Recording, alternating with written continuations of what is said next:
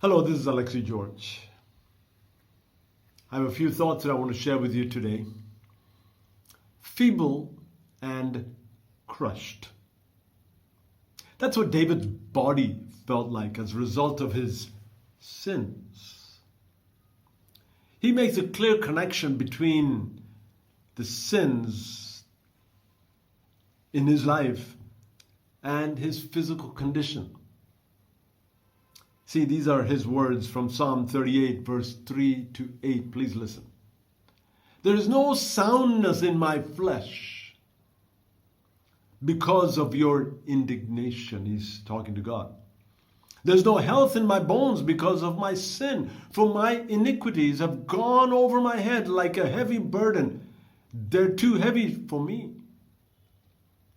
My wounds stink and fester. Because of my foolishness, I'm utterly bowed down and prostrate all the day. I go about mourning. For my sides are filled with burning, and there is no soundness in my flesh. I am feeble and crushed. I groan because of the tumult of my heart. Psalm 38, verse 3 to 8. Wow. See, David understood a connection. There was a connection between sin and sickness. And he's clearly stating that here regarding his own sin and his own body. He went on further to list other woes in his life. Sounds pretty bad. His friends and relatives kept a distance from them. None of them wanted to associate with him during his sickness. He pleaded for help. But all of that went unheard.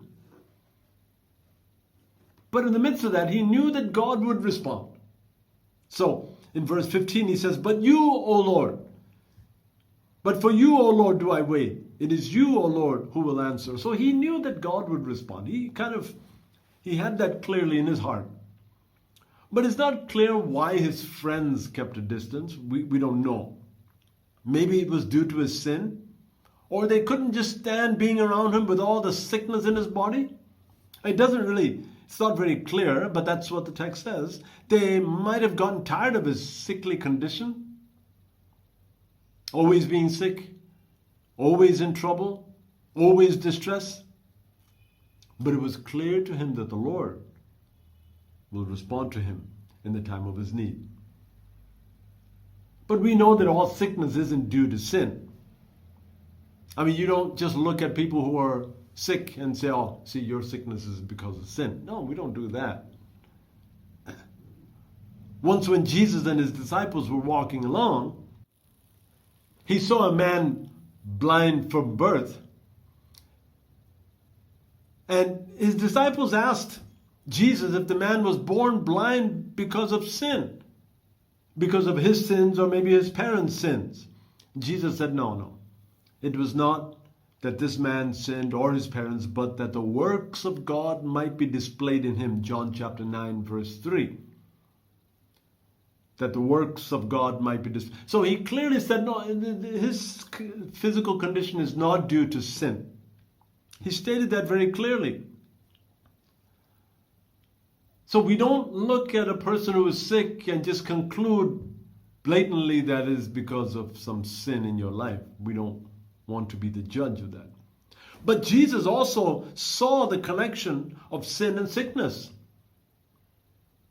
Jesus said in John chapter 5 verse 14, sin no more, that nothing may happen to you. He said this when he saw the man who he healed at the pool of Bethesda. So there are some sins, there are some sickness that are the result of sin. So Jesus knew that. Now David, he understood that there was a clear connection between his sickness, his physical condition, and his sin.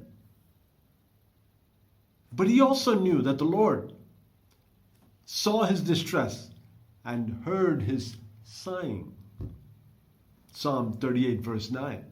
He also knew that the Lord would hear his plea and answer him and deliver him from all his distress. Maybe it is your fault.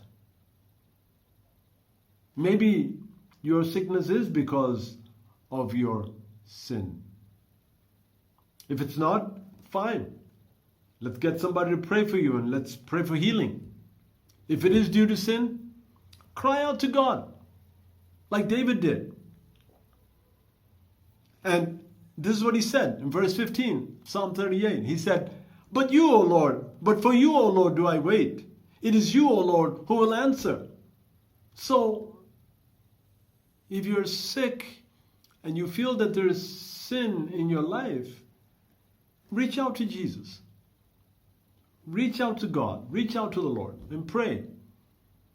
Invite Him to come into your life. Give Him the condition of your body, the condition of your mind, your spirit, your sinfulness. Give all of that to Him. You'll be amazed what God will do in your life. Because God is faithful. He responds to those who are struggling, and He responds to those who are in distress. The mercy of God is there for you. Thank you. Have a great day.